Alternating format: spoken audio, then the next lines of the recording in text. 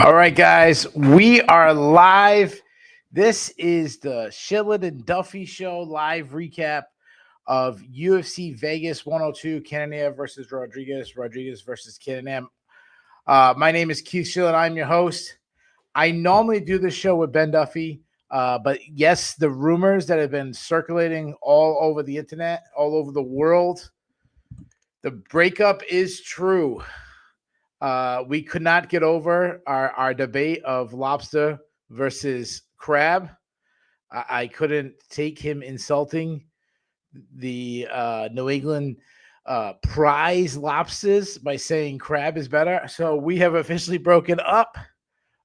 Maybe during this Valentine's season, we might get back together. But in the meantime, a guy that I know can throw down some lobsters, never eat a crab. He, of course, is the great Dayne Fox. How you doing, my man? I'm doing great. I'm inclined to believe it's more the fact that you can't stand being the only baby face on the show, and with Ben having been freshly shaved, you had to go with somebody that would more than compensate for that. Yeah, dude, Ben looking good, man. He looks like he looks like freaking Polo Costa or something. Like what this guy? Yeah, he's doing his jujitsu. I'm like, damn, I gotta get my fat ass back in the gym, man. And I'm like, good Lord, I was supposed to be the sex appeal of this show, but man, that guy's put me to shame. Oh, dude, that's why everybody keeps me around. I make everybody else look good by comparison. So, shout out to all the guys in the chat. We'll get to as many guys and gals, I should say. We'll try to get to as many comments, questions, predictions, whatever people want to do, as much as possible. I see a lot of the usuals in there. Marcus Mustard, my man. Obviously, a guy who fills in on the show a lot. Dev Goes Fishing. Dev Hot is in there. Porta Baines, one of our favorites. Early for her. I think she's in the country of Wales. Nice to see, a third world country like that having internet right now. So good for her. Ninja Kitty, he's gonna say something witty. Ben Cooley's in here, already making fun of my accent. So it's not often we want to talk about Jared Cannonier fights, so I keep delaying, but we can't delay it anymore. We have 12 fights. Let's get right into it. Main event. Former UFC title challenger Jared Cannonier took on Gregory Rodrigues. Jared Cannonier winning by 4th round knockout. Big comeback. It was if this was like a football score, he might have been down 21-0, 24-0 after the first quarter. He rallies back, gets a 4th round TKO. Absolutely great bout. Really fun action. First round was all Rodrigues. Second round, Cannonier kind of he came back, won the second round, didn't like blow the doors off, but started like rallying. You can see that he's going to start taking over this cardio. Third round, back and forth fight was going really well for Rodrigues. Looked like he was gaining some momentum. He was about 15 seconds away from winning the round until suddenly he was dropped. The huge elbow followed up with a really meaty ground and pound. He basically got saved by the bell. He was a bloody mess at the end of the third round. You can see him stumbling back to his corner. His corner trying to talk to him. He was not ready. That 1 minute break in between rounds wasn't enough. Jared Cannonier went right on him with, 10 seconds into the 4th round, put him out, hit him with a nice big body shot, follow up some good shots. So really great fight. Tell me your general thoughts are on the fight. General thoughts. I'm still not ready to say that Cannonier's still hovering around title contention. There were a lot of things that were worrying about that first round in particular, because there's absolutely no doubt Rodrigues laid it on him. But if Rodrigues had a better fight IQ, when he had Cannonier stumbling around, I think it would have been smart for him to jump on some sort of takedown and submission, something like that, because Rodrigues is supposedly leaps and bounds ahead of Cannonier in terms of the grappling department, but Rodrigues just loves throwing down so damn much that we never get to see him actually make any attempts at submissions or anything like that. And I think that was a big mistake on his part, because he had the win in the bag. If you ask me, he kind of gave it away. And I don't want to be too harsh on him, given the fact that this is his first 5-round fight. But yeah, I thought that this was a breakout moment for him, and he snatched victory out of the jaws of defeat. My brain's not working very well. Yeah, I don't want to talk about the kudos if he got the fight to the ground. It goes back to what I've said a million times. I think jiu-jitsu is very limited if you can't wrestle. And Rodrigues, he's a decent wrestler, but if he'd be a much better fighter if he was a higher level wrestler. That said, the things that he did well, obviously, I scored at first round of 10-8. I was like, you dropped the guy 2 times, you rocked him a couple times. Like, he might have dropped him twice, but he buckled him a bunch of times. I mean, like, every single punch looked like it was going to put him out. But they kept talking about Cannonier's experience, and I'm not one of these guys who really feeds into the experience that much. I don't think it is on display. Like, give me talent over experience any day. That said, there are occasions where that is different. I think this is one of them.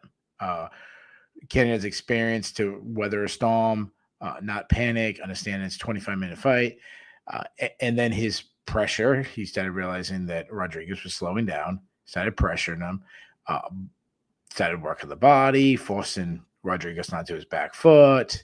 At one point he looked for like a little takedown himself, clinched him, kind of get the lactic acid in the arms, just doing things that he did well. The elbow, obviously,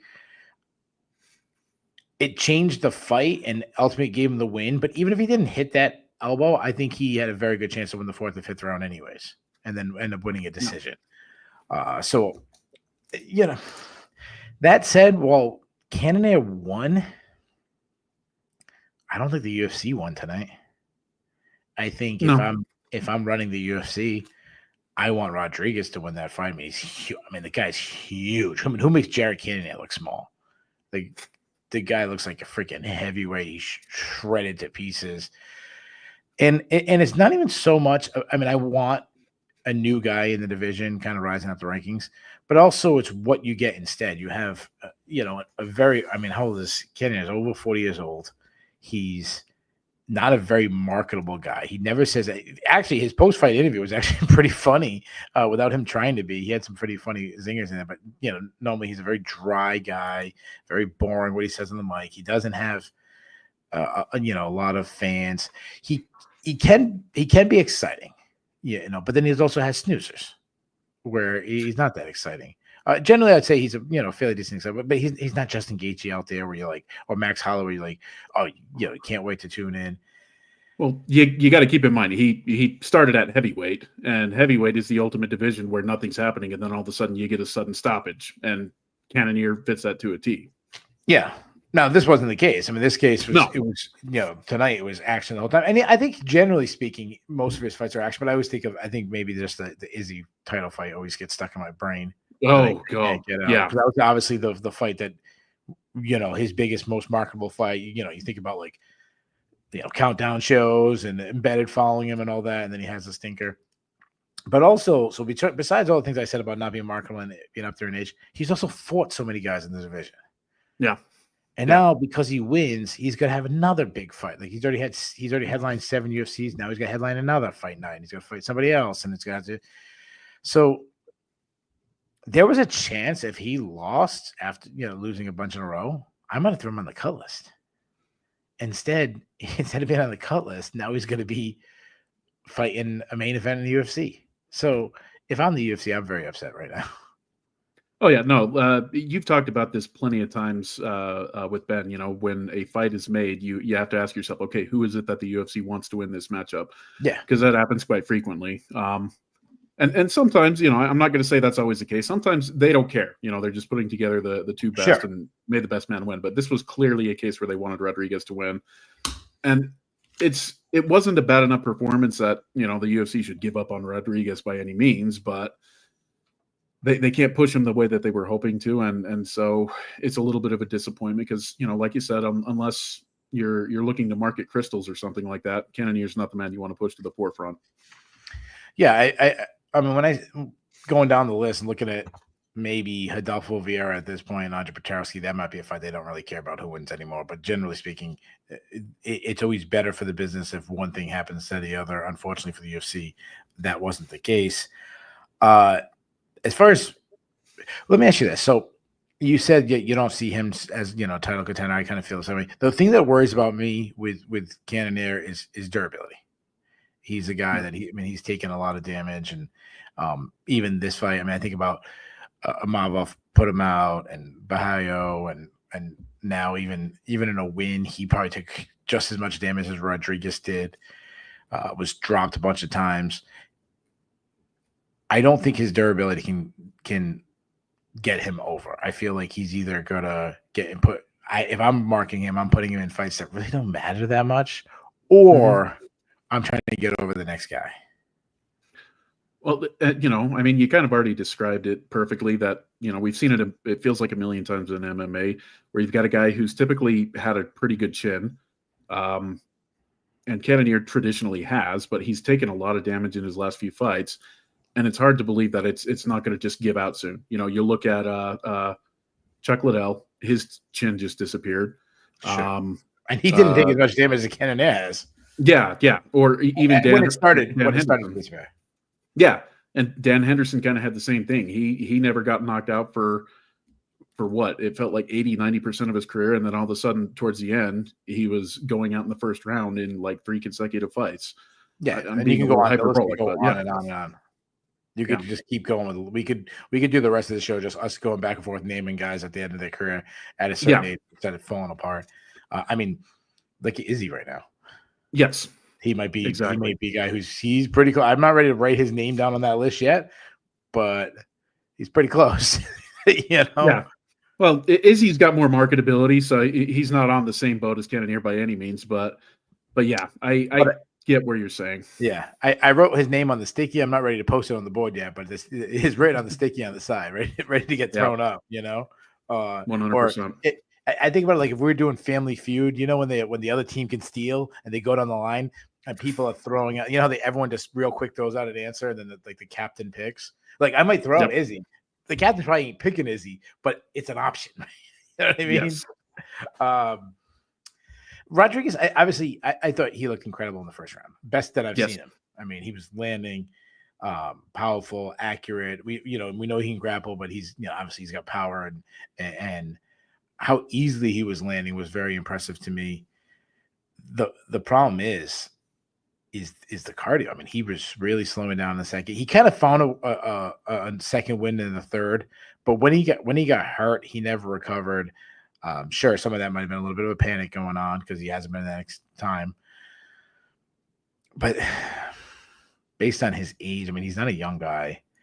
His size, I feel the same way I feel about Cannonier. Like, I don't expect him. Yeah, if one of these guys goes on run, I think it's still more likely him. But I'm not expecting it. Oh yeah, but you know the thing with Rodrigues too, though, his chin has not exactly been ironclad as it is anyway. You know, he got knocked out by the short Brazilian Bruno Ferreira. Yeah. And then he got knocked out by it was his Contender Series fight. He got knocked out on too. That one was the diabetic. Yeah, and then he just got knocked out tonight. Yeah. So his chin's always been a concern for me. He's actually one of the weirder ones because was it against the Iron Turtle that he had his you could more or less see his skull? I can't remember, but regardless, he's taken a lot of damage too. So, you know, like you said, he's not as young as people like to say that he is. So I don't think that we've seen his ceiling, but I think that we're relatively close to it. Dev threw out the name Jordan Williams, who wasn't really known, not really known for his power either. Yeah, you know, exactly. Chitty and Jokuani is the one that beat him up the chat. They're all saying that Chitty was the one who smashed up his brain. Cardio is still something that worries me more than anything, especially as he gets to higher level and he starts, you know, if he starts fighting at, you know, 5-round fights, stuff like that. I think it might be a good move for him to move to light heavyweight. I mean, he's got the size.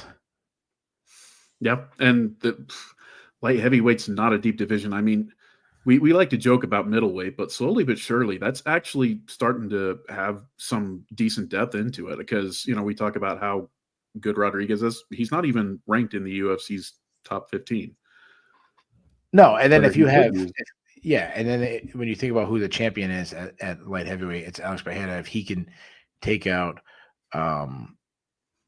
Ankalaev, he's looking at rematches. He's looking at, he's looking for new contenders. It might be a little faster process for him now. Likely, if Pereira beats Ankalaev, how long will he be staying at light heavyweight? Not that long, but very true. Probably. But I look at a guy and go, cardio's an issue. You're huge. I mean, light heavyweight might be the answer. No, I agree. I think this is going to be a quicker card than we know, like we do like a pay-per-view card. Obviously, there's a lot more storylines. So let's do this. What are you doing with Cannonier? I want to see if we're on the same page, what kind of range we're looking at. Did a quick look to see who he has and hasn't fought that has a decent name at middleweight, and landed on Paulo Costa because I think Costa would give him the type of fight that might be able to produce some sort of excitement between the two. There's always a possibility of a knockout between the two, but yeah. See, I want the opposite. I'm giving Rodrigues Paulo Costa. I think Paulo Costa is so down. I'm giving him to Rodrigues if Rodrigues doesn't go up to 205, which I still think should be the answer. I'm going the same range that the UFC did tonight. Like the thinking for the UFC was to get over, an up and coming. I know Rodrigues, we shouldn't think of him as an up and coming, but like guys who haven't headline cards and stuff. I'm giving Cannonier the winner of Anthony Hernandez and Brendan Allen, who's fighting in like a couple weeks. Okay. Especially Anthony Hernandez. Cannonier is not going to be able to do against Hernandez what he did against Rodrigues. He's not going to gas out. No, he could starch him. I mean, you built like Cannonier, you could starch anybody. Brendan Allen has been hurt a bunch of times, so he could do that, but he's not going to beat them with cardio, especially Anthony Hernandez. Nobody beats Anthony Hernandez with cardio. Yeah, you can keep up with him, but you're not going to beat him with that. I said I'd give Rodrigues Costa. I think that'd be really fun. Those two guys swinging down. What would you do with Rodrigues? Kind of the same vein as what you were doing on the flip-flopping, but I had the loser of Brendan Allen and Anthony Hernandez going with RoboCop. So yeah, so you'd kind of have both guys kind of on the cusp of really falling out. The loser of that matchup would be really out of the picture, especially Brendan Allen if he loses, because he has lost recently. He dropped it. It was to Imavov. So I mean, decent name given that Imavov's near the top, but yeah, just not a bad loss. And he was very close to losing Chris Curtis. Yes. Speaking of a losing streak, Calvin Kattar is on a big losing streak as he lost a decision to Yusuf Zalal, winning by unanimous decision. I feel like we have like the good side and the bad side of Yusuf Zalal tonight. Yep. To me, he has all the tools. He really, he's super athletic. He's got good striking, very technical. He's athletic. He's very fast. He's intelligent, but he ain't won over many fans tonight. I mean, was it smart? Sure. You're in the fourth quarter and you're up by 3 touchdowns. You start handing the ball to your running back. You don't throw bombs down the field. That's only difference is he wasn't handing the ball to the running back. He was taking a knee. Well, beyond that, like in high school, who's the head cheerleader dating? She's not dating the valedictorian. She's dating the quarterback because the quarterback's exciting. What he did, like you said, it was smart. He was the valedictorian in that case. He's not getting the fans. He's not getting the head cheerleader in this with that performance. I hate to say it because he looked awesome in the first 2 rounds. I'm like, yeah, he's totally living up to the hype. I was penciling him in on my Bulls list, and then that 3rd round came around, and it's like, okay, I'm a little premature on that. Yeah. Shout out to I don't think we have any head cheerleaders in the chat, but if you are, you probably should be dating the valedictorian. He's going to be way more successful in life than the quarterback is. Yeah, ask Mark Zuckerberg, right? Yeah, exactly. He's going to be making a lot more money. But hey, maybe the head quarterback is the valedictorian. So I want to take it on a side tangent for a little bit. I am probably in the minority. I don't know many people who believe this way. To me, I don't like open scoring. And I know the argument. So arguments is, well, you know what you're going to need. You're going to know you're down. You're going to need to get finished. The argument is like, well, we have open scoring in basketball. We have open scoring in football. And I'm like, well, yeah, but you don't need open scoring in football. You know what the score is. You could the sidelines can add up the score. What I'm saying is, excuse me. When you have a lead like Zalal, he was up 2-0. Now he's technically he doesn't know that he's up 2-0, but it's pretty obvious. You're going to have a lot more of these. When you have a close fight, for example, say the Rodrigues Cannonier fight was only 3 rounds. Say the second round, Rodrigues won. I mean, it wasn't a bond. It wasn't, Cannonier didn't blow his rule off, but say Rodrigues was up 2-0. That third round is a completely different fight. Now, there's going to be guys that are always going to come forward and still look for knockouts, but you fight differently. And you get moments where Yusuf Zalal goes, I'm going to get the biggest win of my career with 5 minutes left. Why am I going to even engage with Calvin Kattar? He ran for 4.5 of those minutes. Yeah. And if we had open scoring, we'd have a lot more of this. Yeah. No, I know that there's a lot of people who say open scoring is a solution, but what people need to remember, there's no such thing as solutions in something like this. There's only trade-offs. So yeah, it would be better for the fighters to know whether or not they're up or down. But at the same time, just like you said, you'll get these opportunities where they cruise. And as opposed to comparing open scoring to basketball or to football or golf, whatever it is, it should be compared to the sports that are more like it. And that would be like things like boxing or Muay Thai, something like that. And there's no open scoring in either of those. So until there's some states in boxing there is, but yeah. Well, that's true. That's true. It's but I understand your point. Generally speaking, the majority is closed. Yeah. So everyone knows I'm around. I mean, MMA is my favorite sport, but I'm actually around wrestling a lot more. I mean, I coach wrestling. I'm in the wrestling room 5 days a week. My son wrestles. I was at a wrestling tournament last night. I was at a wrestling tournament this morning. Like, especially this time of year, I'm wrestling consuming my life. I was thinking about the other night or last night. Penn State took on Ohio State, and the big showdown was Bo Bartlett versus Jesse Mendez. It was a rematch of last year's NCAA championship matchup where Jesse Mendez ended up winning at the very end. One of the best match of the entire tournament. They got the rematch. Well, anyway, long story short, Bo Bartlett got up by 3 points. And there was about 30 seconds left. And Bo Bartlett took a stall one and then took another one, which gives a point. And everyone's like, yeah, that's smart. He started stalling when he got the lead. That's what you'd get without open scoring a lot more. Now, obviously, there's always where you think you're up and you can kind of fight differently. Sure. Like there's nothing you'll never be able to change that. But having guys know that they're up 2-0, for sure, you got to have a lot more of this. 100% true. No, I know. Listen, I know what the arguments. I know what the other arguments. Well, if the guy knows he's down 2-0, he's going to be swinging for the fences for a lot more. Yeah, you know how you land a knockout punch when someone engages you and stands in the pocket and throws. When the guy's running to you, it's a lot harder to hit. Yeah, no, the Eve Edwards and Josh Thompson type knockouts, those are once in a generation. It seems like. That's right, and it's like anything. Like I tell anybody, you go defensive wrestling, it's very hard to take someone down. Yep. To a level. Like I couldn't wrestle with Jordan Burroughs, no matter how I wrestle. But I could wrestle with someone slightly better than me and go strictly defense for 2 minutes. They'll probably take me down eventually, but it'd be a lot harder for them to take me down than if I actively wrestled with them where I'm trying to score it against them. Then they'd be able to take me down easier. Well, a good example of that, the broadcast actually mentioned it, was Chris Curtis and Rodolfo Vieira. That fight was just Curtis defending takedowns nonstop. Exactly. And Curtis isn't a great wrestler. I'm not trying to crap on him, but because he knew the takedown attempts were coming, like you said, playing defense on it, he was able to stuff them all.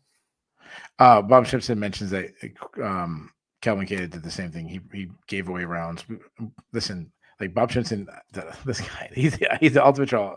I love yes, he is. Yeah.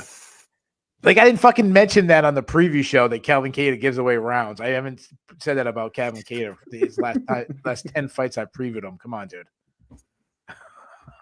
Anyways, the thing's been in my notes for I don't know, permanently on Calvin Kattar. The difference between this one and Zabit slowed down and Kattar started winning. Zalal was running. Zalal didn't give him a chance. Yeah, it was a little different. Yeah, Chelsea Chandler was saying, "Hey, I didn't run that much." Yeah. What are we gonna do with these guys? We'll start with Zalal. What would you do with him? I feel like rather than give him a big step up, kind of give him a sideways type step. For one, UFC had Kattar rated way too high. There's no way in hell he should have been rated at number 10. But I figure, listen, the UFC ranking sucks. Are crap. Yeah, they suck. But there's no. I mean, I don't mean to like pick on him, but I don't know a single person who does UFC rankings.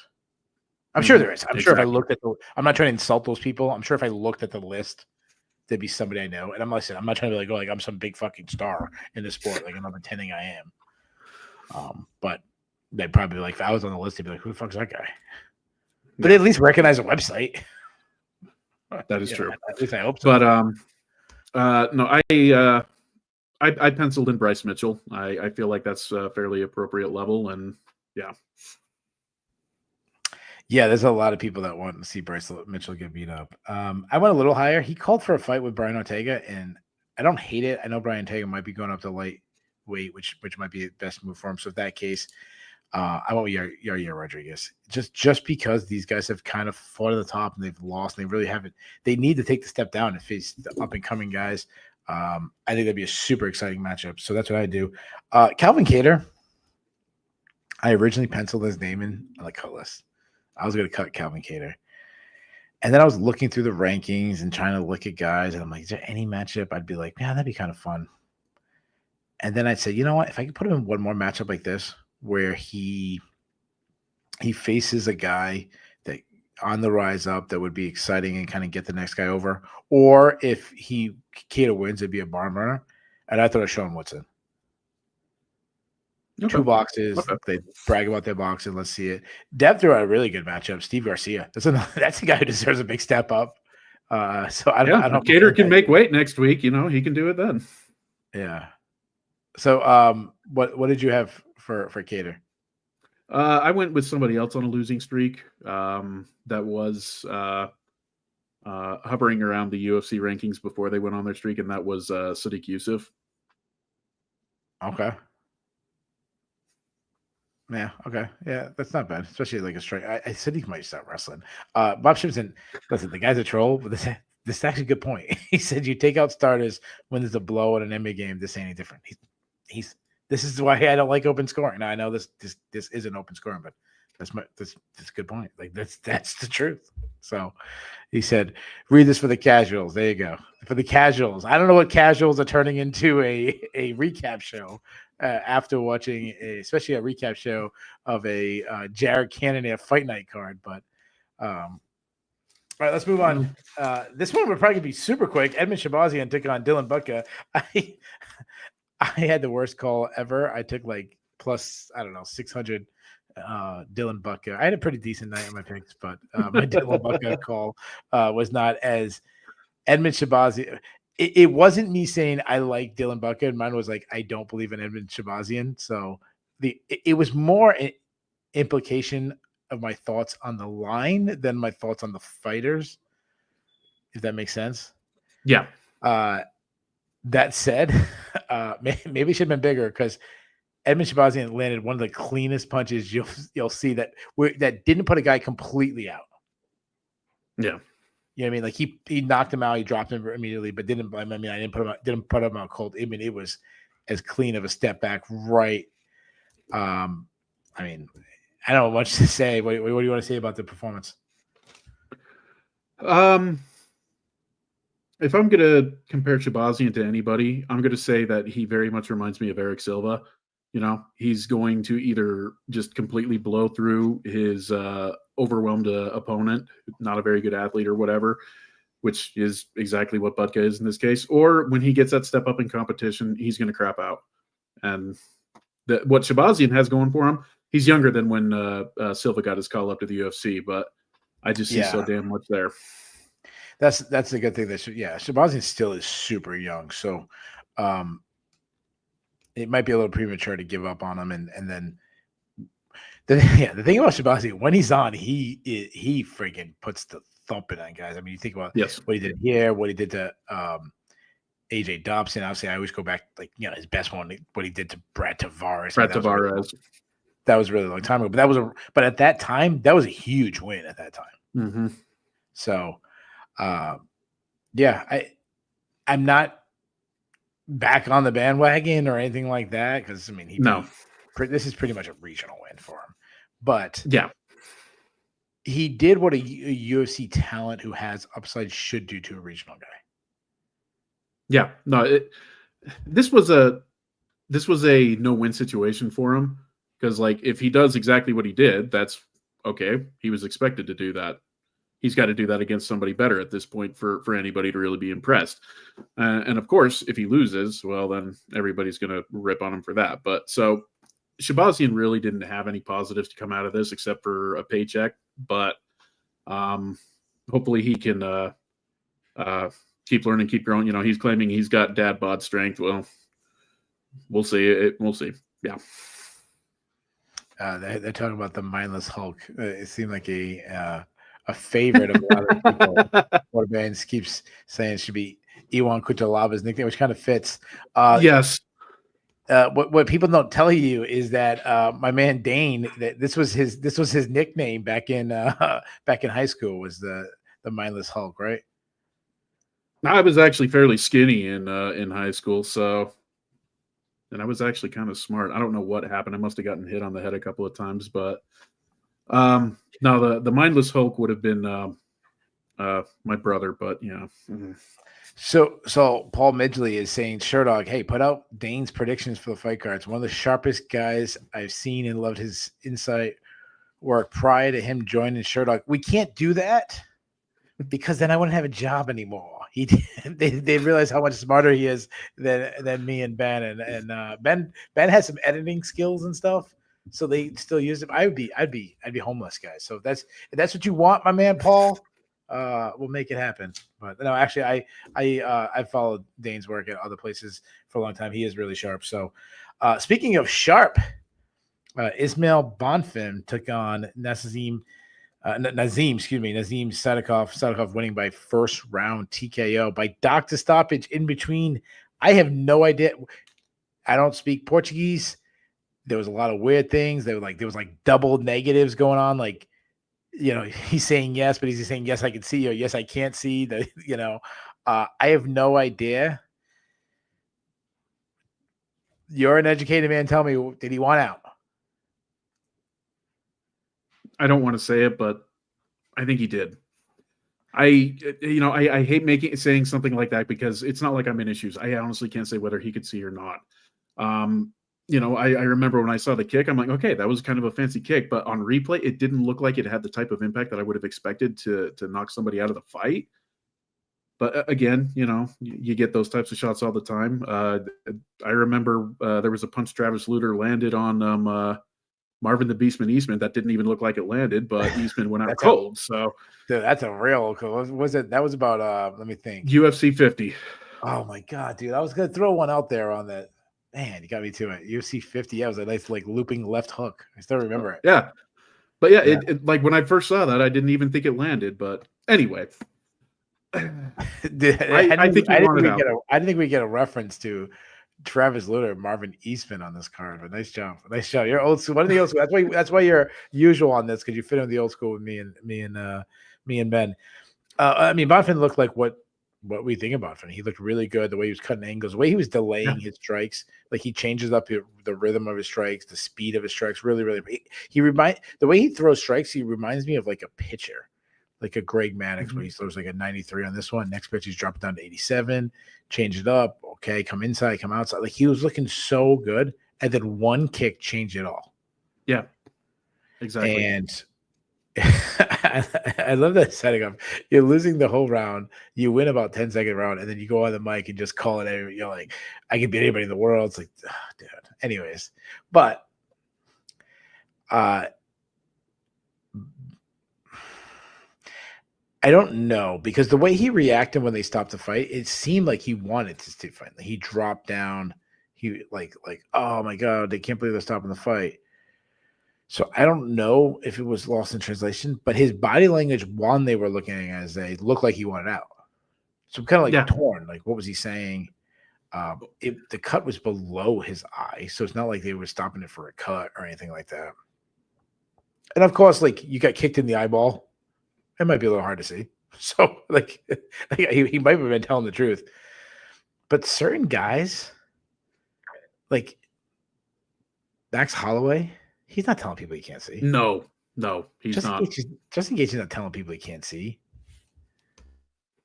Oh, Anthony Smith is pushing his eyeball back in the socket and fighting. Yep. To me, okay, so I'll go another old school reference on you with this one. It reminds me of Tank Abbott. After he comes back for the second time, and he's complaining that he can't see. But I don't know if you ever read Big John's autobiography, but he's like, Tank knew what he was doing. Tank wanted out. And so after I called off the fight, Tank threw a fit saying that he wanted to keep going, but no, Tank wanted out. Yeah. These guys know how they're supposed to react when they say that they can't see. Yeah, they know how to react. So like you said, he reacted the way that you're supposed to, if you want to keep fighting, but fighters know how they're supposed to act with regards to that. So I don't want to put too much stock into that, but if you I don't know. Yeah, I try not to like dig too much in the psyche, but yeah, a lot of guys would have just walked away from and been like warming up, like moving around, like the doctor wanted you to be like pushing away, like no, let's go, let's go, I'm good, not good. So Sakov saying best in the world. I don't want to take too much away from him because I'm absolutely landing a beautiful question mark kick and against a good guy and he's saying that he wasn't really, he was just starting to get into the fight. So there could be some truth to that. What are you doing next with him? Because he just beat a really good, hyped up guy. So technically he's undefeated in the UFC. That draw with Slava Claus was really sketch in my mind, but regardless, he's still undefeated in the UFC. And so I figure we'll match him up with another guy who's undefeated at lightweight, and I'm not 100% sold on quite yet, in Ludovic Klein. Wow. That's a pretty fun fight. I think Klein smashes him, but I'm giving another guy that I think smashes him. The guy I was looking at was and I'm going to butcher his first name. I just go his last name. All this. Oralby. He's coming off a loss with those guys that was super. Mick Beck. Yeah, Mick Beck. Yeah, Mick Beck. Oralby. Ben is definitely like the John Anik of the show, where he can pronounce it really well. I'm like the Daniel Cormier. I'm gonna somehow make jokes. I'm somehow gonna make everything about me.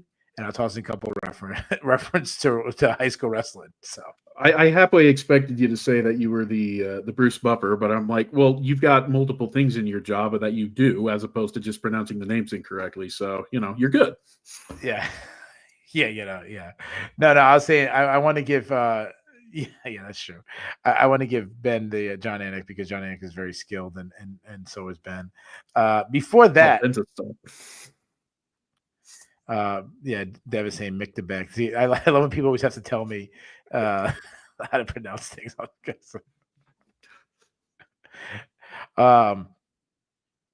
So my family always makes fun. I'll do a story time with Keith real quick. My family always makes fun of me because I say the word bear in two different ways. So I say that word when I'm talking about a physical animal, like like Winnie the Pooh, and and I also say apparently I say the same word when I'm talking about like a Sam Adams and a Heineken, like a bear, like drinking a bear. Hey, give me a bear. Yeah. So my kids and my family always make fun of me that I I always don't realize which one I'm saying wrong, and I don't think real. I don't know if it was until like 4 or 5 years ago I realized they weren't pronounced the same way.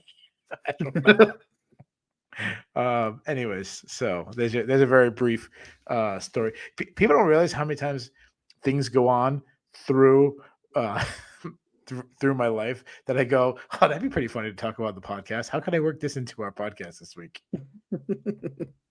Because I'll tell you, again, people want to talk about MMA and stuff. I'd rather just tell funny stories. Hear Ben tell me funny stories. Hear funny stories from you and Dev.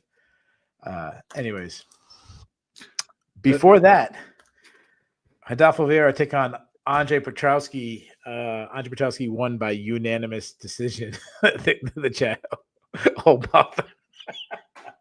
Nice job. Of course, she was giving you crap for not being able to say her name either. How do I say her name? Yeah. She said that you were calling her Porta. How am I supposed to say her name? Porsche. Almost like the car. Fuck. Oh, fuck off. Porsche. Okay, Porsche Bates. I'm sorry. I call it Porta Bates. Okay, I don't know. Porsche. I'm sorry. It could have been Porta Potty, man. You're good. Don't worry about it. Miss Baines. Ms. Baines. I apologize. You officially part of the family if I pronounce your name wrong. Rodolfo Vieira take on Andre Petroski, winning by unanimous decision. I thought this fight was a lot closer than I thought. Maybe Rodolfo Vieira might get a couple. This could come down to a split decision because I thought the first round was a lot closer than the commentators. Saw it. I did score it for Petroski. I gave Petroski the first and the third, but I was worried that maybe some of the judges might see it for Vieira. How did you score the fight? 29-28 for Petroski, same way you did. Yeah, I thought Vieira looked really good. I thought when he won the second, I was like, oh man, he's just gonna keep this up. He's rolling, keep faking some takedowns, land something, and he's gonna win a fight in the ugliest fashion. Instead, Andre Petroski won that fight in the ugliest fashion. And to me, it just continues to come down.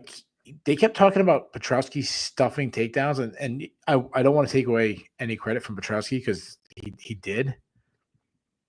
But it still comes down to BJJ guys getting on the hips and not being able to finish because Vieira got in deep a lot of times at Petroski. Yes. And I will say this, Petroski is the king of winning despite not looking good. And so many fights I watch Petroski win, and I'll be like, yeah, this dude's not that good. I feel the same way. I watch him and I'm like, yeah, he won, but I'm still not sold. And at this point, he's 8-2 in the UFC, man. Yeah, I know. And I mean, I remember watching him fight Jared Mershaw and being like, yeah, this dude's not good. Like, I don't know if he even should have won that fight.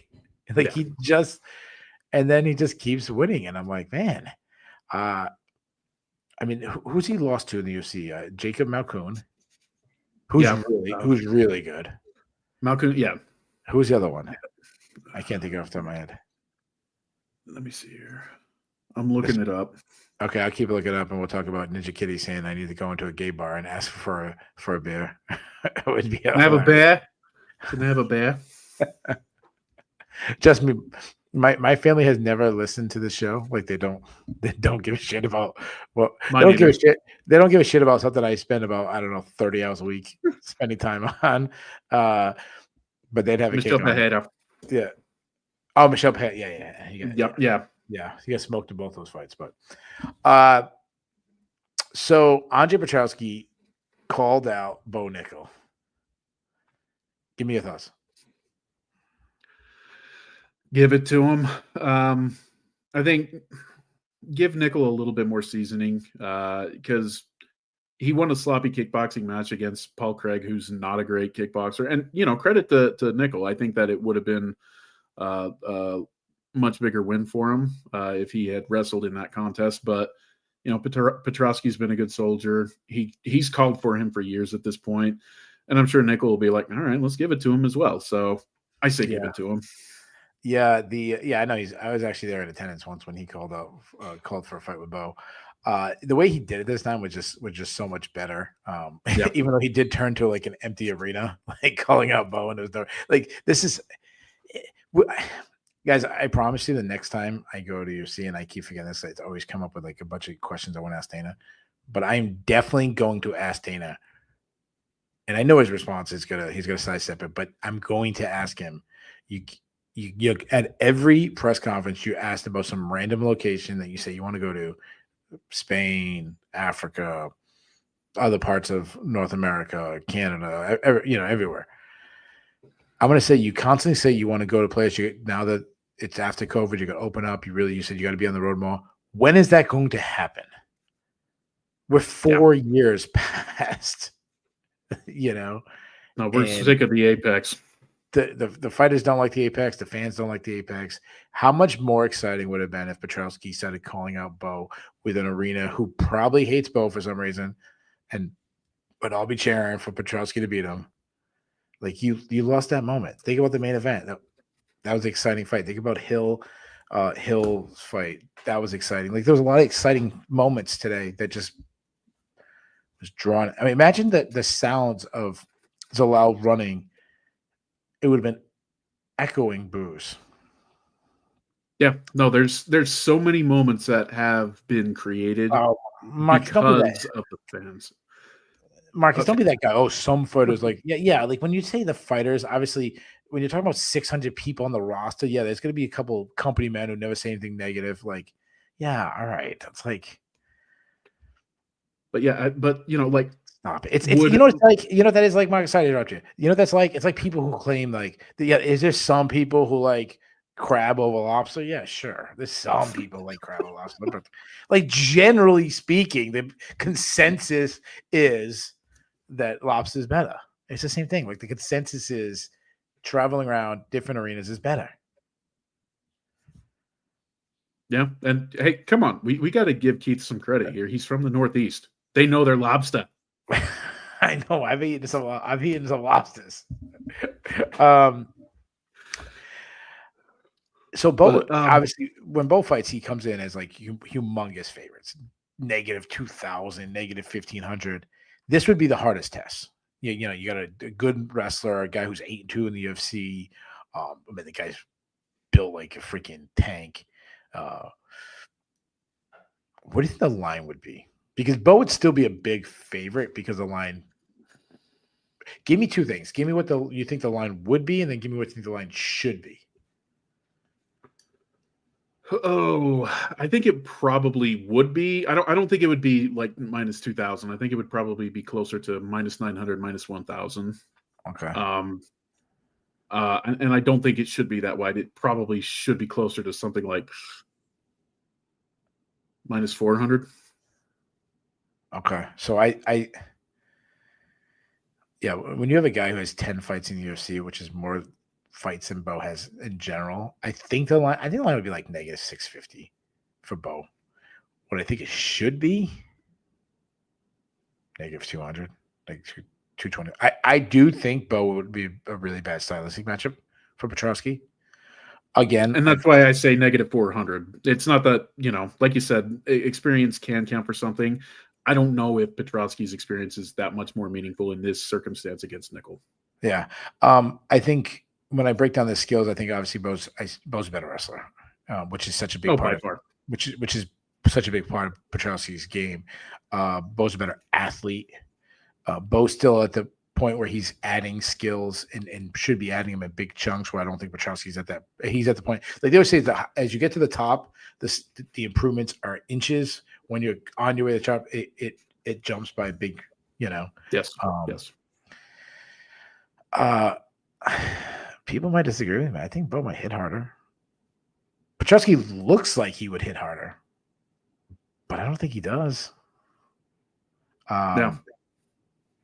So I don't want to throw this guy out, but I did talk to a very close person of Bo's, and they just kind of laughed at what they call out. Bo had a very good response. Did you see Bo's response? I actually did not know. So somebody posted, like, quoted Petroski, where you at or something like that, and he's like, I don't know, I'm here in Pennsylvania or something, but I would fight Petroski, but the fans keep saying they don't want to see me fight any more cans.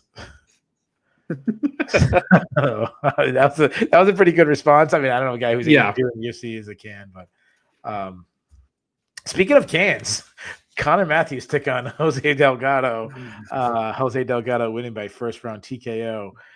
Do you want to talk about Jose Delgado first, or do you want to talk about my land area of MMA? What would you rather talk about? You love your New England cartel guys, man. Show them some love. Go for it. Dude, New England MMA just sucks.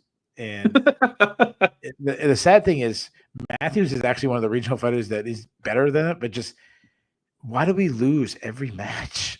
And we don't even just lose, man. We get smoked all the time. It's embarrassing, dude. It's like we're supposed to be from Boston area. We're known for being tough guys, like all this, little TikTok skits and shit. And like other parts of the country, supposed to be known for being like friendly, like you end up, you're in Oklahoma and they're friendly to you, and you go to, I don't know, where are they friendly in America? But anymore, that's hard to say. New England was supposed to be tough, and we don't fight tough. We get our asses kicked. What the fuck?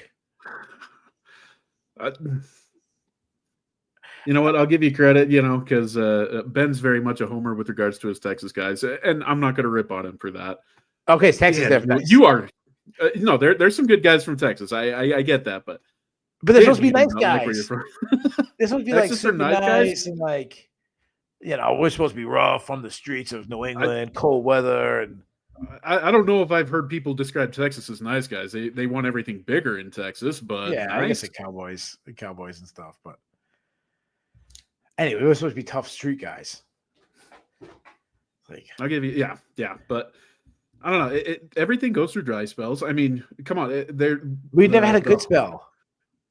That is true, but let's think about it. Where has the heart of MMA been at times? At one point, it was in Iowa, of all places. Another time, New Mexico, again, of all places. Gresham, Oregon. Iowa made sense though, because Iowa's a big hotbed for wrestling and stuff. Okay, Cornhuskers stuff. Well, no, that's Nebraska. Anyway, but yeah, lots of cornfields in Iowa. Anyway, but Gresham, Oregon. Oregon's full of hippies. Yeah, that's good. Yeah, the hippies are beating the shit out of freaking New Englanders. What the hell? Come on, guys! Holy Christ! We don't have a good football team anymore to be like, well, we got a good football team, even though none of those football players from New England. But dude, you had 20 years. Years. But hey, who's talking? I mean, we do have the reigning world champions of basketball, but whatever. Dude, I think since the beginning of the new millennium, out of the 4 major North American sports, I think Boston has the most championships. So yeah, except for we always gotta say the 4 major sports. We can't add MMA into that because we have Tim Sylvia, who had to go to Iowa to get that championship. Tim's a nice guy. We all like Tim. So, I mean, everyone. I'll say this: I do think we will close the gap a little bit because wrestling has really grown in New England on the national stage. Women's wrestling it's booming everywhere. There's 200 girls in the state wrestling now. When I was wrestling 25 years ago, there was 2 girls wrestling the state, baby. It's friggin' nuts. Delgado, this is what I feel about Delgado. Obviously, you got to win. I feel like it's hard to judge Delgado because, to me, this is basically being a regional fighter, like getting a win on the LFA, getting a win on maybe Contender Series. Like this, that's it. I don't know. Do you have a good take on this guy? He looked good, but I mean, a victory over Connor Matthews isn't going to tell us much. I just kind of ripped you for crapping all over the New England cartel guys, but I have to agree with you, Connor. I don't want to crap on him because it takes a lot of balls to step into that cage and do what he does, but he's just not that good. Dev is defending Portland. Portland's full of hippies, but other parts of Oregon can get gamey. Like, man, even Portland full of hippies, like that Portland's tougher than this side of Portland, Maine. Like, come on. Like, that's what can we set that up? You know what? That's what, you know what? Where's the GFL at? Enough with like Yo Romero versus Shogun. You want to set something up? Portland, Maine, Portland, Oregon. Loser has to lose their name. Oh, dude, you could do that with like how many Springfields are there throughout the country? You know, and then you have somebody from each Springfield, and there can only be one Springfield left. So do it like 40 new city names because there can only be one Springfield. But do it MMA, but do it like Royal Rumble style. So like every oh hell yeah. Every 2 minutes, another guy goes, "Oh my God, it's Springfield, Mass. Here we go." And then, oh, it's Springfield. I don't know. I don't. What other Springfields are there? I know Mass. There's one Illinois? 20 miles south of where I live. So yeah. Springfield, Utah. Yeah. Why is this so popular? Was there somebody like famous named Springfield in America that I don't know about? Someone educate us. I could not tell you. I think they just it's spring. There's a field. We'll name this place Springfield. I don't know, but you know, it's probably a good thing because like the generations like ours, we would have gotten really stupid with the names. You know, like yeah, we'll call this place Bonerville or something like that. Like you have to admit that would totally happen with like our generation. Didn't the Simpsons finally announce which Springfield they were? I think it was Kentucky. Kentucky? I thought it was Vermont. Well, there's only one way to settle it. Springfield, Vermont versus Springfield, Kentucky. Let's duke it out. Let's find out. Why not? That's what we get. Listen, does anybody live in a Springfield? If you live in a Springfield, and you watch this, and I'll do it on the preview show because we get a lot more views. Let us know, and whoever's the first person to be like, I'm from this Springfield, that'll be official. That'll be the official Springfield of the Shillan and Duffy show. So all 50 states competing. You know what? We'll go international. If there's a Springfield, freaking Germany. If there's a Springfield, Japan, Alberta, Canada. Yeah, we'll give it to you. You'll be the official Springfield of the Shillan and Duffy show. Stack's saying Springfield. Are you from Springfield, Ohio? Or are you just naming Springfields now? I don't know. Before that, one of the most exciting fights in the night: Angela Hill took on Ketlin Souza. Angela Hill winning by split decision. Finally. Angela Hill has been to 6 split decisions in the UFC. She has finally won one of them. So that's cool. But the question is, should she have won it? How did you score the fight? I gave it to Souza. I did too. Yeah. I checked MMA decisions. I love how I asked you. I've already checked my decisions. I know how you scored it, but I was happy for Angie when I heard it, you know, but you know, it's like I got to be honest with what I thought the score was. So I thought Souza won, but you know, secretly I'm sitting here thinking, please give it to Angie, please give it to Angie, and lo and behold, they did. So this is how I feel about the fight. I also gave it to Souza, but I feel, and I shout out to Sean Sheehan, a Sherdog alum. He called it a robbery. He nominated for a robbery. It wasn't a robbery. No. He is a homer. He backs his picks, and he's also, which is fine. He's like me though. He also likes to live in the moment and kind of live it up a little bit. So that's kind of what he was doing. I will say, and it's not at him because that's my boy, but this was a really fun scrap. I actually think both girls looked really good. I agreed. What I will say, I thought all 3 rounds. I mean, sorry, the first round was Hill. The second and third round I thought were really close. So kind of toss-ups. I thought Hill put herself in a better position because she had one in the bank. Yes. She only needed one of 2 rounds that were 50-50. Souza needed both of those.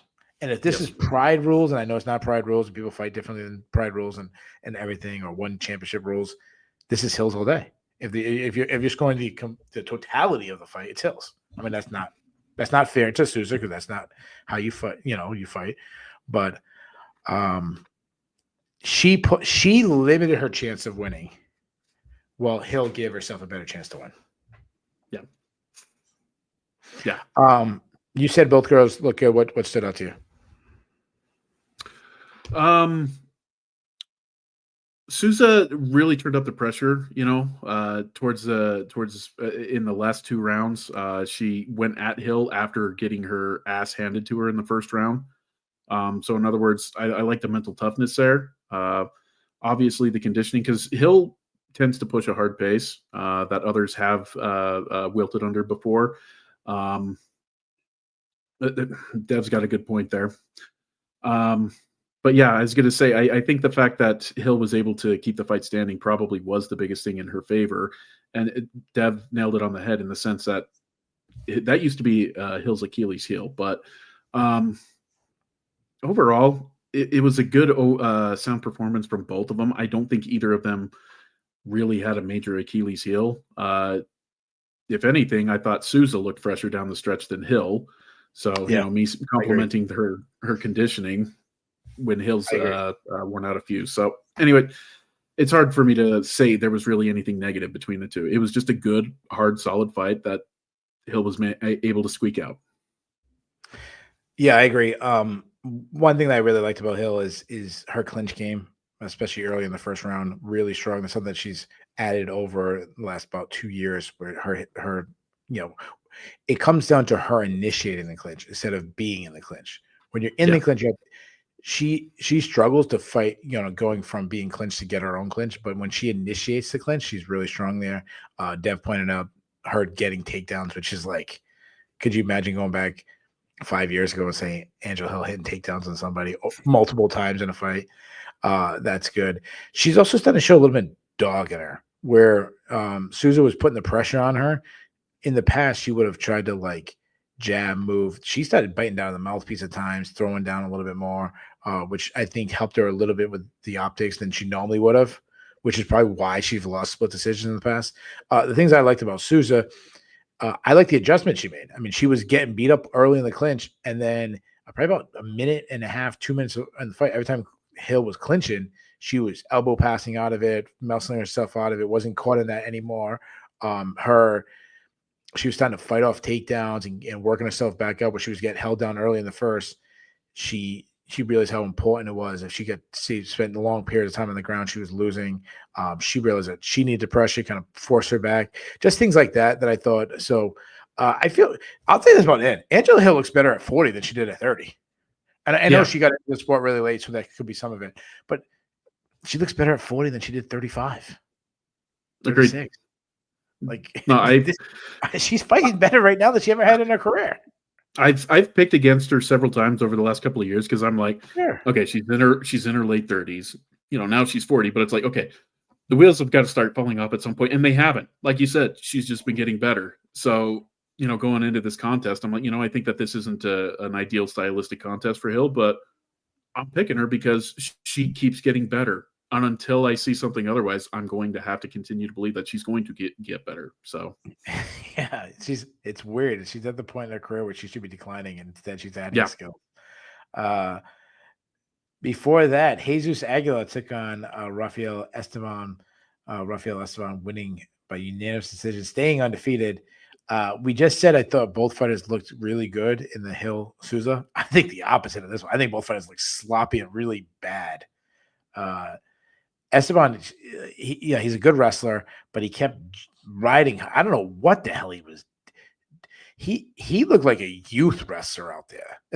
I shouldn't say youth wrestler, like an 8U wrestler, jumping on, holding on to the back, flying over the top. I'm like, what is he doing? And then Aguilar was losing position, chasing submissions and overthrowing his punches. At one point, he just walked right into a takedown. I thought they both looked really bad. Esteban's gas tank looked really bad. Aguilar's fight IQ, where he's losing a wrestling battle, so he's going in the third. He's starting to hurt his opponent instead of setting up like a combination, 2 hard hooks to the body, then an uppercut or something like that, trying to end the fight. Instead, he's like clinching and trying to wrestle. And I'm like, both guys are trying to lose. What are we doing? And Eston, and I'll let you jump in a second because I know I've been talking a while, but to me, Eston, he's undefeated, so that's going to sound really sexy for an opponent. I think there'll be a lot of guys signing up to try to take this guy's out because he's a very beatable guy. Mm-hmm. Tell me your thoughts on this fight. Aguilar needs to understand that you got to get to a certain level before you can be pulling Gilly the way that Dustin Poirier does. I know that he's nailed a couple of them, but no, we're going to crap all over you for this one, buddy. You don't have the pedigree of Mr. Poirier, but I'll give him credit in that he had it in tight one time. But the thing is, Esteban knew that it was coming every time. So that's the biggest reason that he was able to pull out the ugly win, is because he knew what Aguilar was going to do each and every time. When you know it's coming, it's easy to defend it. Yeah, one of the rounds he probably lost because he went for it. Like he gave up a takedown, like kept him on the bottom for like 2 minutes. I don't mind him going for it when there was 2 minutes left in the fight, and you need a stoppage. Sure. There's times to go it, especially if you're desperate or if you're down on the scorecard, sure. 2 rounds, something like that. But he went for it at least 3 times in the first round. I remember once in the second as well. He did not stop going for it, and it's like, bud, you've got to change things up. This isn't working for you. Esteban's ready for it. Yeah, I remember recently cornering a guy who's he was losing a wrestling match. He was losing pretty good. The kid was a quality kid. They like go out of bounds, and he was down like 12 points. So he needs to pin this guy. Yeah. So I kind of give him my like little like wink. I do this little, I don't want to give away because the spies be looking, but a little thing that people know I'm saying, like, dude, fucking throw headlock. You need to pin this dude. And he kind of looked at me and like shook his head like, no. And then the guy took him down and teched him. And I come back to, dude, why don't you try it? And he goes, that doesn't really work, especially not at this level. And I was like, yeah, but that was so much better strategy that you had. Just get taken down and get teched. That was a way better strategy. Like, yes, I knew when I told you to go for it that there's a very good chance that most likely was not going to work. But that's your only chance of winning right now. Like, even if you stopped his takedown there, like, you weren't going to come back from down 12 points with a minute left. Like, I was throwing up a fucking Hail Mary, dude. You know what I mean? Yeah. No, a Hail Mary is not a high percentage move, but shit, sometimes it's the best thing that you got going for you. So, yeah, no, you got to do it sometimes. Yeah, if Aguilar in the third, at one point when Esteban was backing against the cage and every time he kind of came in the pocket was dropping down, if he came with a flying in knee and completely missed it and Esteban caught him and put him on his back, I go, okay, I understand the thinking behind it. Like, I think, like, okay, he keeps every time I'm trying to go for a big power shot, he wants to wrestle and close the distance, and we're at the clock. So let me Jorge Masvidal, maybe I get lucky and he ducks right into it. Okay, I'd get it. Going for clinches late? Nah, I didn't get that. Before that, not all bad news for the Bonfim brothers, as Gabriel Bonfim got the biggest win of his career, taking out Chaos Williams, winning by second round sub. I mean, this is an absolute great win by Bonfim. He looked sensational. It wasn't even just catching the submission. I mean, he looked great the whole time. He's well rounded. I mean, he was piecing up, piecing up a good striker for range, just jabbing him, calf kicking him, checking counter kicks, getting take. I love that he was picking him up from range. He'd jab him. He'd take 2 steps back. Chaos would kind of swing. He'd be back into his own range every time. Anytime Chaos got close to being where he could land a big shot, he was shooting on the hips, turn the corner, and get under it. Like, he looked sensational. And then the way he locked in that Darce choke, I mean, this guy's got some serious jiu-jitsu skills. It's quick, it's precise, and he puts guys out.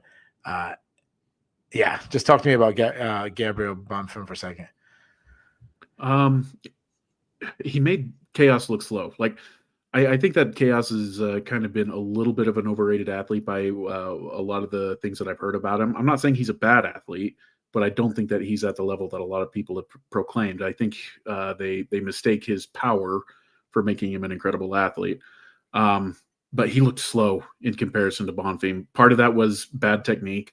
But even when Chaos was throwing some relatively straight punches, Bonfim was beating him to the punch every single time. It was, like you said, it was a phenomenal performance. I think it'll kind of put to bed the debate between some, whether Ismail or Gabriel is the better Bonfim brother. But I think at this point there's no doubt Gabriel's the superior of the two. Yeah, I mean, he looked good. The guy's only 27 years old. He's 17-1 now. He's 4-1 in the UFC. Huge upside. I said on the preview show that I wasn't as high on the Bonfims as other people. I wasn't dogging them. It was like, oh, I get it. If I go out to a restaurant and I'm trying to think. Like, I like chili. I love chili. But it's not my top choice when I go to a restaurant. There's like a steak or some lobster. I'm doing that. But I'm still happy if I go to your house and you got chili. Like, oh, cool, man. Like, let's eat some chili. That's how I kind of feel about Bonfim.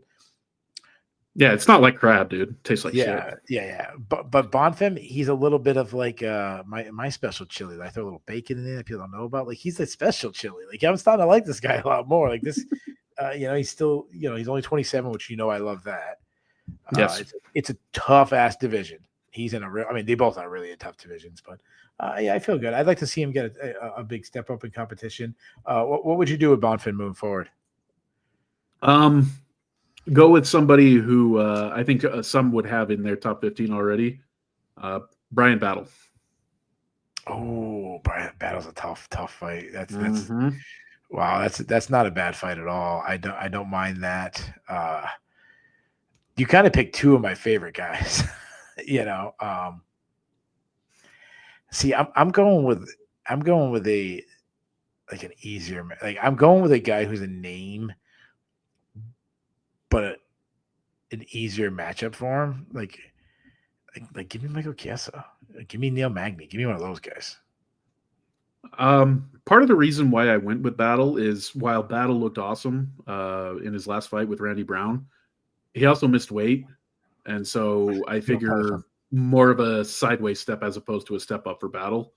And Bonfim's dangerous in that sense, so that's why I went that route.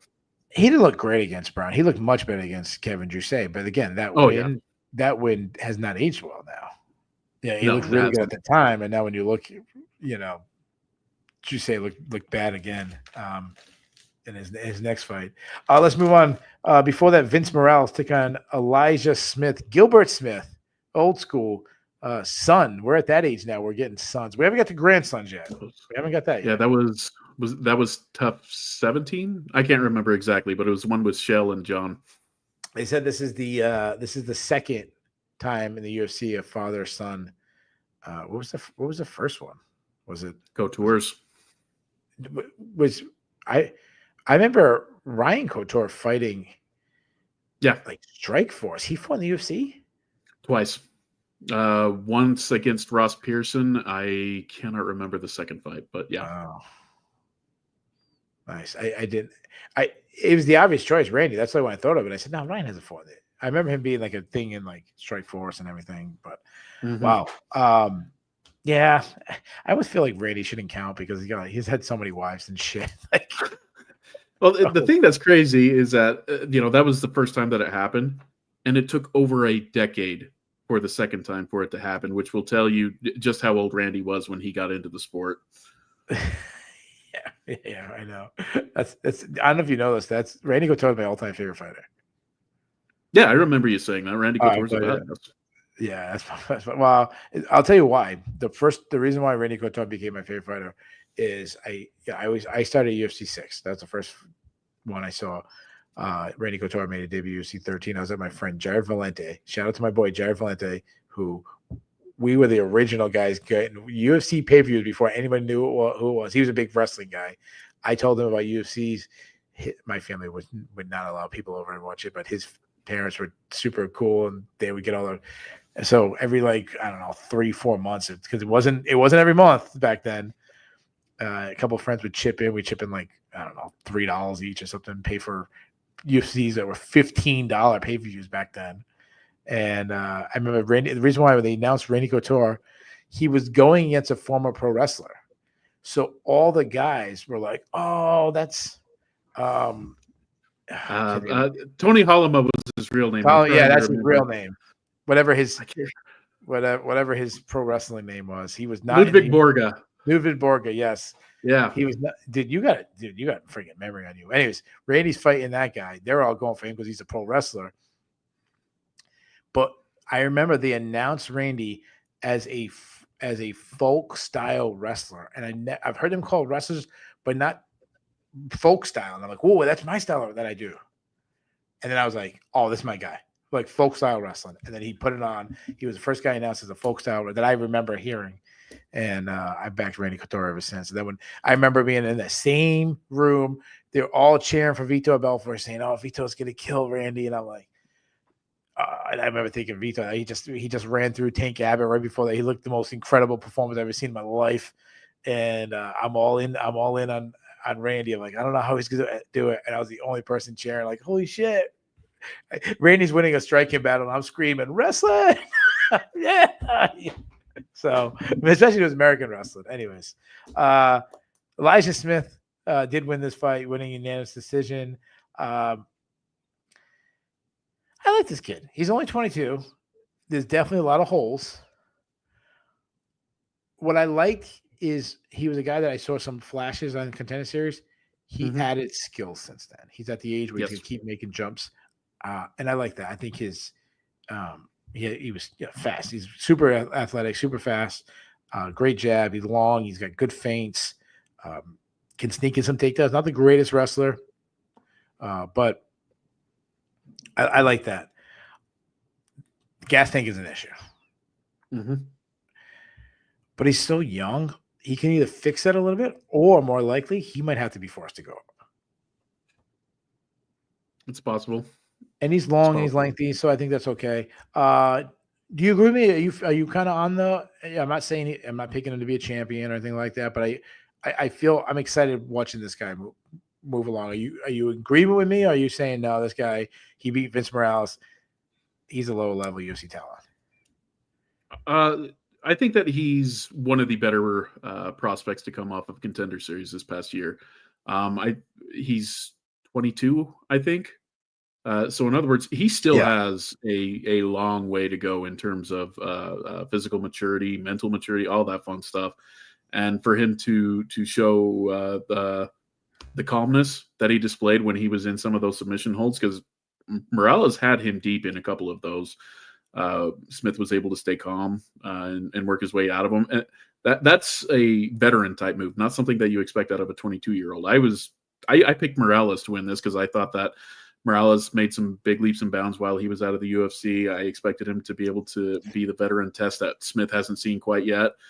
And he came very close to getting that victory, but Smith was able to pull it out. And so while I liked him before this contest, I like him a lot more now.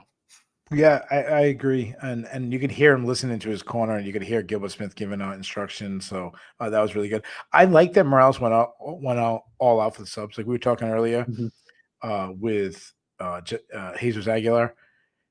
Morales, you could see he was overmatched. Like he was going all out in the subs because he was really the only thing he had going for him. So I think he gave himself the best position to win with the limited skill set he has. So agreed.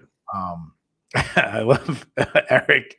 I apologize. I'm going to butcher his name, but once you throw in some random letters, I'm definitely going to. Eric Ferk 6 says, "What does folk style mean?" It sounds like a Saudi Daisy Tennessee wrestling. Yeah, like you got Barry Windham coming out and Cactus Jack and stuff. And who's those? Who's those other guys? Harley Race and Bobby Duncombe. Who was that other guys? They used to do like the freaking. They go against Cactus Jack in the death matches and shit. Oh, there were a bunch that would go. No, but the main guy, Terry Funk. Oh, yeah. Okay. Oh, yeah. Middle-aged and crazy, and then he became senior citizen and crazy. Yeah.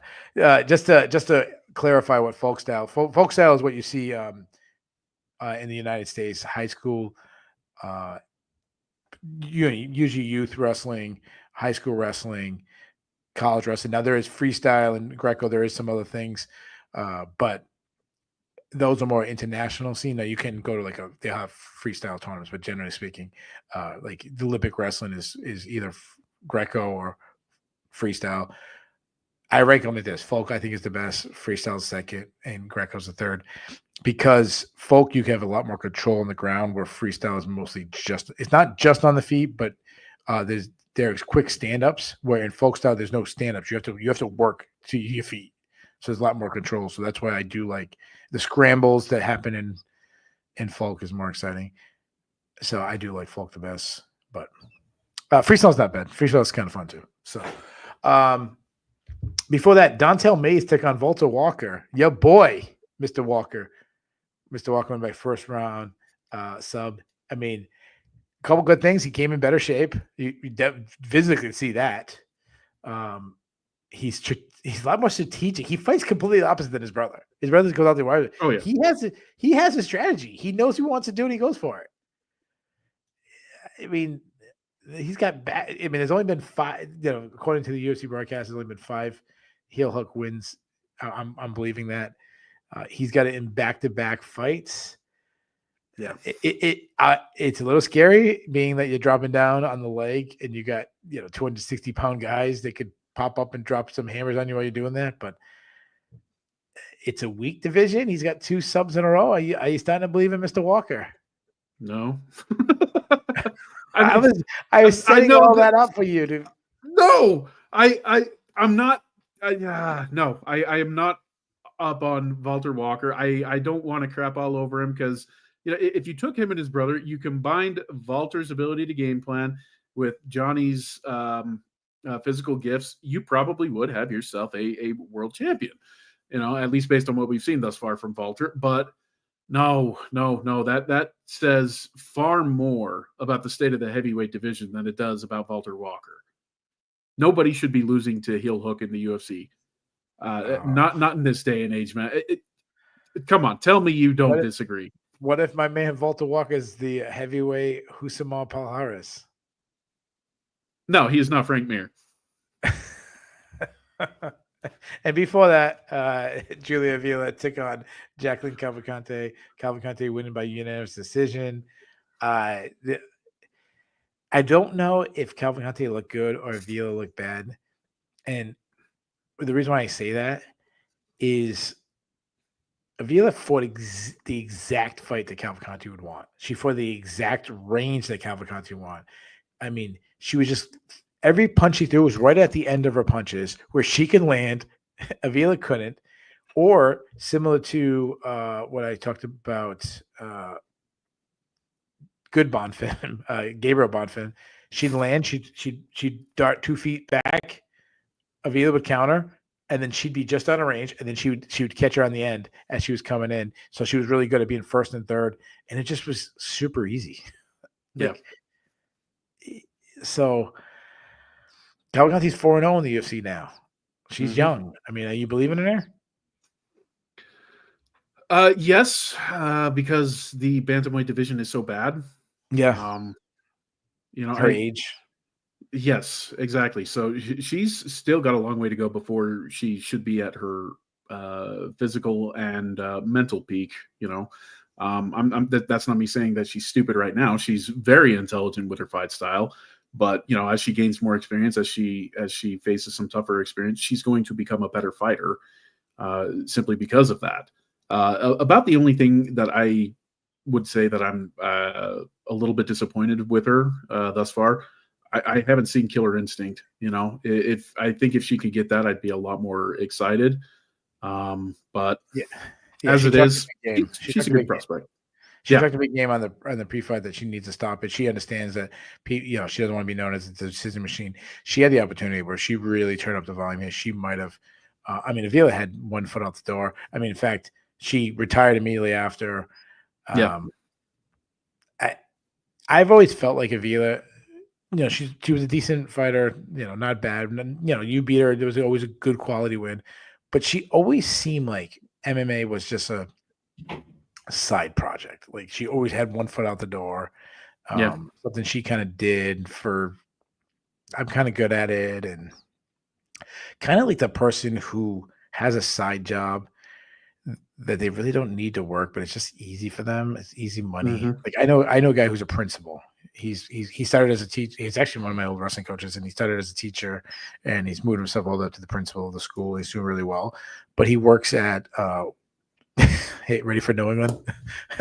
I used to call it. So one thing we do in New England is we call something by the name it always has, like what it used to be. So I call it the Civic Center. But then it became the Dunkin' Donut Center because obviously New England, Dunkin' Donuts sponsored it. Now it's I don't know what it is now, but so you know what? Credit to Utah, they actually had it be the Delta Center, and then for about 20 years the naming rights went away, and then they got it back. So damn it, it is still the Delta Center. Okay, there you go. Karma came back around because I didn't recall it the other names. It was always the damn Delta Center. Yeah, I think Amica maybe owns it now, but like some people will still call it the Dunk or the Dunkin' Donuts Center. I used to call it the Civic Center. Anyways, it's an arena with concerts. Yeah, no, I mean it's the same deal with the Staples Center. I don't know what the hell the new name is in LA. It's the Staples Center still. Yeah. So you get the idea. So he works like security. You know, he likes it. He goes to like the Providence Bruins games, and he does absolutely nothing. He stands in the corner. Someone asked him, which section 302. He 2 more things down. He reverses some tickets. I don't know what he does, but he's got it easy. He likes it because he gets to see some concerts and stuff. Bruno Mars comes in town. He's got a nice front row, which he told me he saw you at. He saw you in the front row. He mentioned that. So I wish, man. I haven't been to a concert in about 5 years. Well, and it definitely would not be Bruno Mars. He said he saw you at the Bruno Mars. He said it was a little. He said it was a little weird at the Lady Gaga one when you kept trying to climb up on stage. He said that was a little weird, but no, my fat ass would be super easy for security to catch trying to do that. So let's hear it. What is let's real quick. We always do story time with Keith. What is Dayne's like top music? Oh, dude, Megadeth's 100% my favorite. Dave Mustaine, dude. I literally voted for him for president a few years ago. So yeah. So you're like super hardcore. I'm a metalhead all the way, and then I met him a few years ago as well, and this was after I voted for him. So approached him, Dave, I voted for you for president. And he just, yeah, great minds think alike. And I'm like, yeah, son of a bitch. You'd be surprised what my favorite kind of music is. I'm gonna say Marky Mark and the Funky Bunch, dude. You got to represent New England. My favorite kind of music is country. I'm a country guy. Even though I live you do have that cowboy hat. You have that cowboy hat that you like to wear, so yeah. I do. And Bucky's is your favorite place. That's true. I every time I go down, so I'm gonna visit my uncle who lives in Texas in August.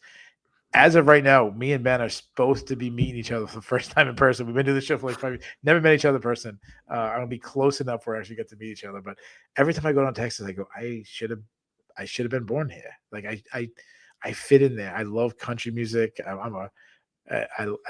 like my favorites, Luke Combs and Morgan Wallen and Florida Georgia Line and all that. Anyways, but I also I represent my lineage. I got a lot of Viking blood in me, and Scandinavia is just rife with metal. So yeah, that's where I come from. Ninja Kitties, he loves Beyonce and that country music. Yeah, and she did win the Grammy, so there you go. That is true. What would you do with Kawakanni? She's 4-0 in the UFC. You said it's a very shallow division. What would you like to see her next? Even though it's shallow, I still like the idea of slow walking her. Give her somebody who's kind of crafty, but kind of still on the lower end of the thing. Yana Santos. Oh, I don't mind that. I don't mind that matchup at all. It's actually one of the ones I was looking at. I ended up going with Carol Hosa, but the same range. Yeah, not bad at all. All right, so there you guys have it. We covered all 12 fights. Let's get into some fun stuff. Let's do. Man, I got a lot. Let's do the Bulls and Bears. The Bulls and Bears are stock market reference. We do the Bulls first. Sorry, I'm going through my notes. The Bulls and Bears stock market reference. You want to be on the Bulls list. You don't want to be in the Bears list. We do a 3-2-1 hockey style. Let's do the Bulls first. Let's be positive. Yeah. All right. So you going first or am I? You mind if I go first? Please, by all means. All right. So my number 3 Bull. You don't believe in him. I tried pulling you into it a little bit, but when you have 40% of the heel hooks in the UFC in your last 2 fights, he might be becoming the real Walker of the Walker brothers, Walter Walker. The guy, there's no way you can't say his stock's going up. So, my number 2, I'm going to go to Andre Petroski. You mentioned he's 8-2 in the UFC, but the biggest thing is he's been calling for a fight with Bo Nickel, and Bo finally responded to him, which he's been trying to get. So if you can get that fight, you know right away. It's smart call out because you gotta get on. You have a chance to pull up a big upset. You're gonna be on the main card of a pay per view. It's gonna be a bigger fight for you. Really good job by Andre Petroski. But number 1, my man Dev kept stealing my thunder. He posted it in the chat like 10 times. 40-year-olds. The 40-year-olds went 2-0 on the night. Jared Cannonier and Angel Hill both end up winning fights. So good for the old people turning back the clocks, Angel Hill and Jared Cannonier. What do you have, my man? The third one that I had was 40-year-olds as well. So that one's out. But number 2 I had was actually Cavalcante. A lot of it has to do with the fact that she is in a shallow division, but at this point, she's a legit up-and-comer. Could potentially even break into the top 10 with this win. I don't know 100% for sure, at least the UFC's top 10, so good on her for that. And number 1, Bonfim looked like $1 million. Gabriel Bonfim, I should say. I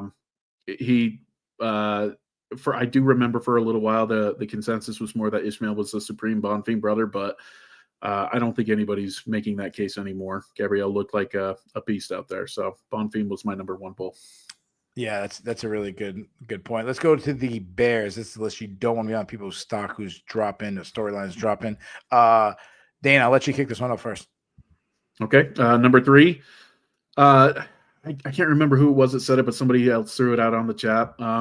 Dude, the Kentucky Judo Federation is having a terrible day. No, yeah. But does Kentucky have Springfield? That's the question. Do they have the Simpsons?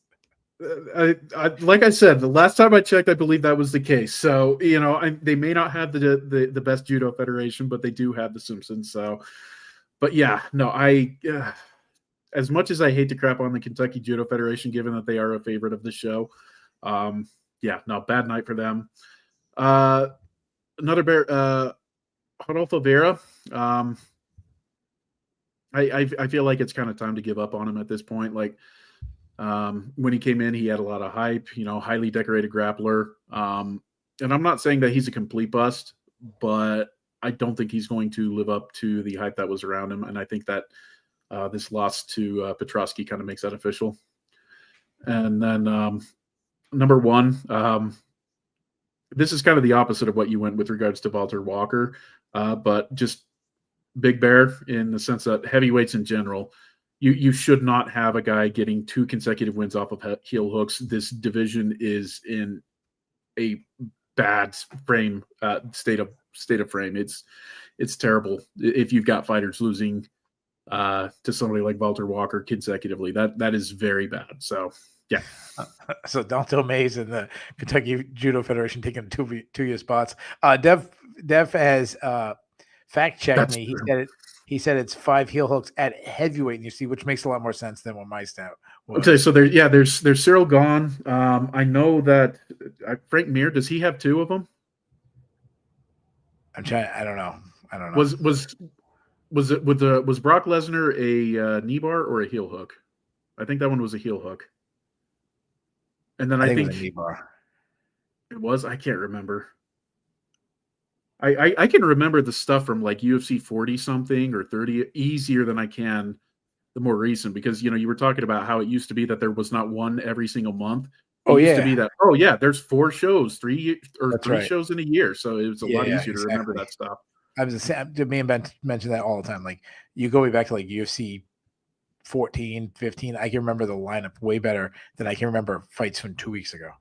Because think about it for 3 months. Oh, I can't wait for this fight. I can't wait for that fight. You know, oh, did you hear this fight?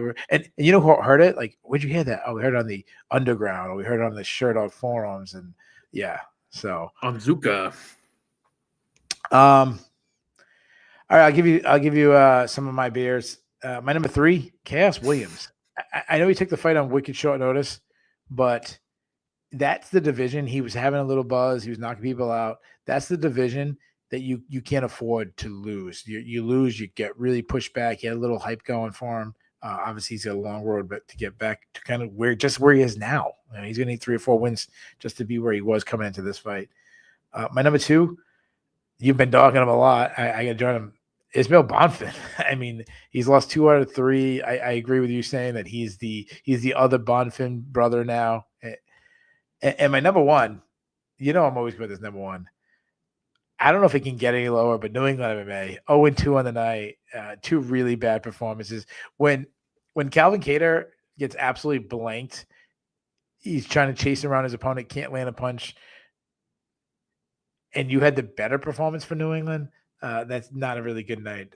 So New England MMA been crashing. Let's get to the cut list.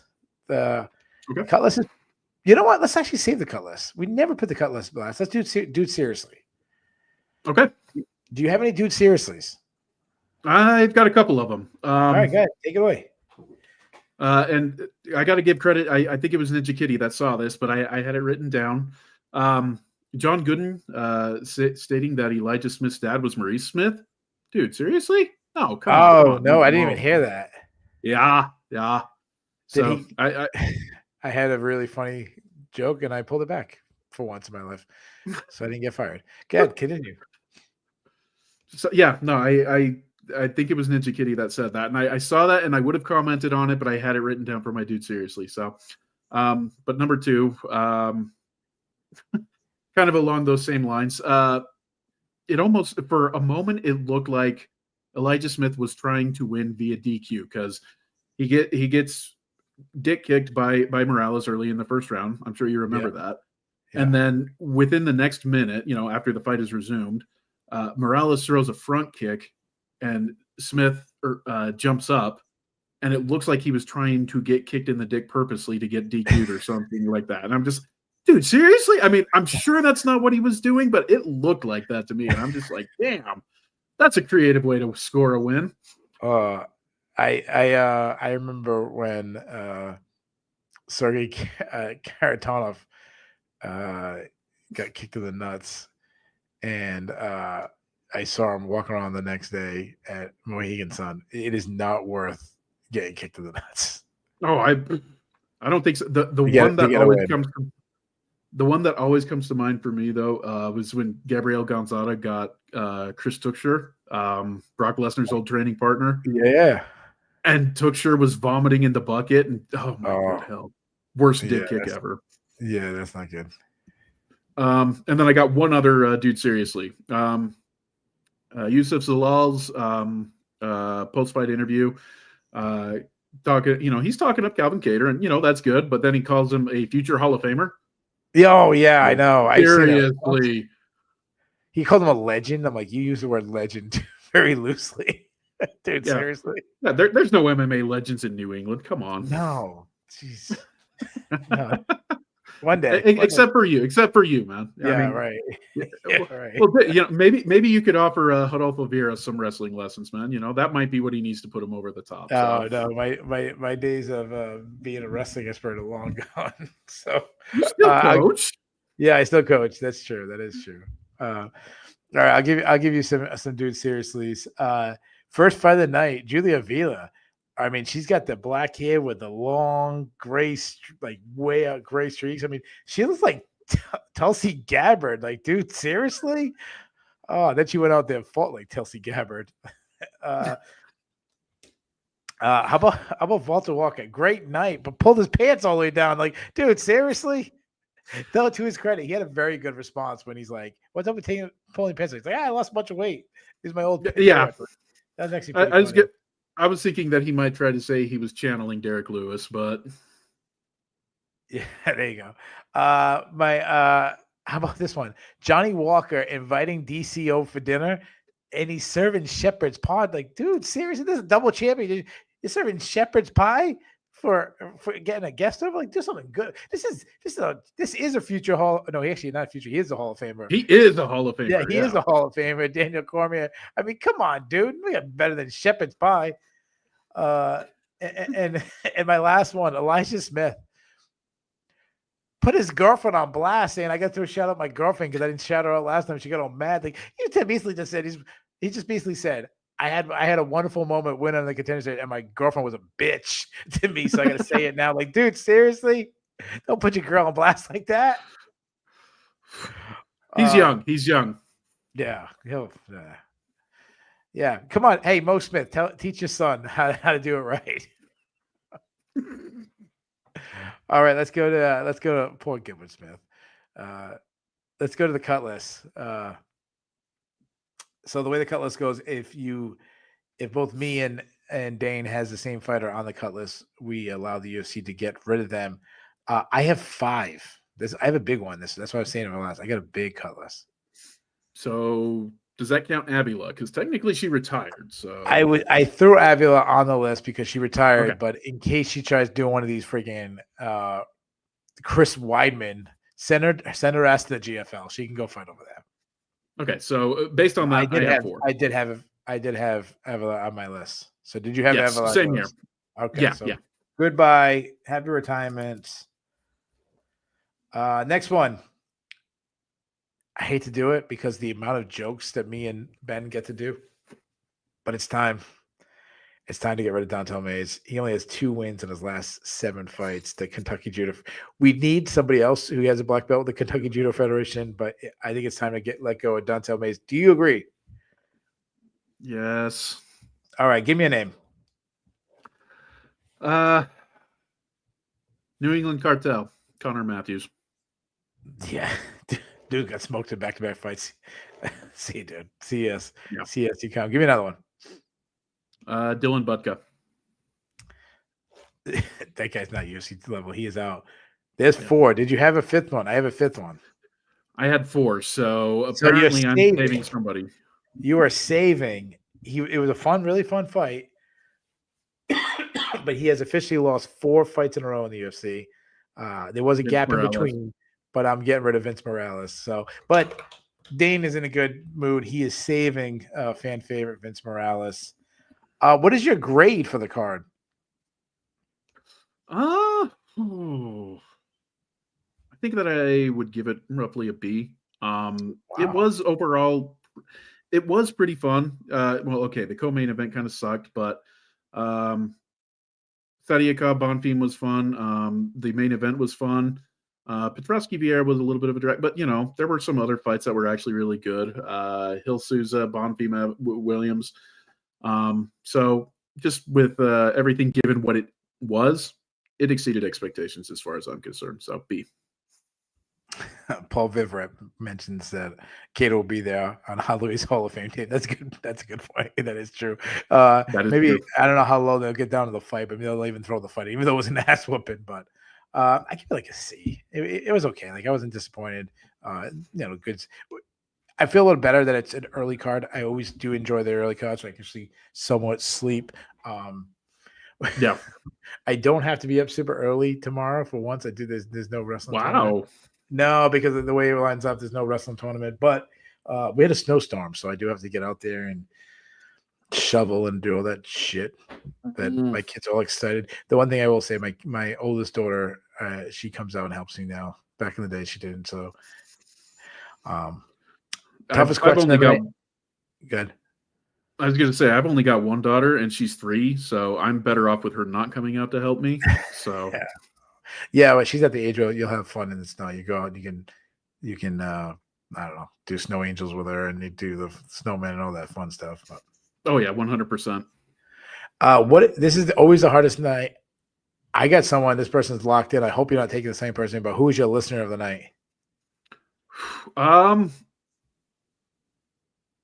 Ninja Kitty made me laugh a couple of times, so I got to go with Ninja Kitty. Hey, where's Ninja Kitty? Where are you from? I think you told us before, but you know what? I'm going to reach out. You're going to host this show one day. You're going to jump on here. Dev went from a listener to now a full-time family member. We gotta get Ninja Kitty on here one time. That guy's our girl is freaking hilarious. But I'm gonna go another person who's super hilarious. I would ask this person to host a show with me once, but I wouldn't trust her internet. The dial-up would probably be really expensive, but I got to give it to. It's always nice when she's in here. I'm going to give it to Portia, not Porter. Portia Baines is my listener. But shout out to all the usuals in here. Marcus Mustard always killing like always. Garrett Clemens, obviously Dev's in here. You mentioned Ninja Kitty. Eric Fursick had some fun stuff. I think my man Paul, he came in late, but he came in with some pretty fun one at the end. So a bunch of Simpson got some trolling in. Yeah, always. So thank you so much, guys. We'll be back. I'm hoping we will have a preview show. I'm not sure if me and Ben will make up in time, but if we do, we'll be previewing UFC. I don't know what it is, but it's Henry Cejudo versus Song Yadong.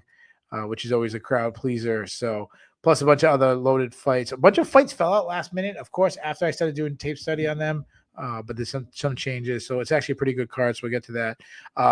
And then we'll be back here next week recapping, talking about all that action. So I think you guys listened. I think my main Dayne coming in, one of the newest, not that new anymore for sure, but one of the newest additions who's actually killed it. I'm glad he's on the team. So thank you so much. Until next time, guys, thanks for listening.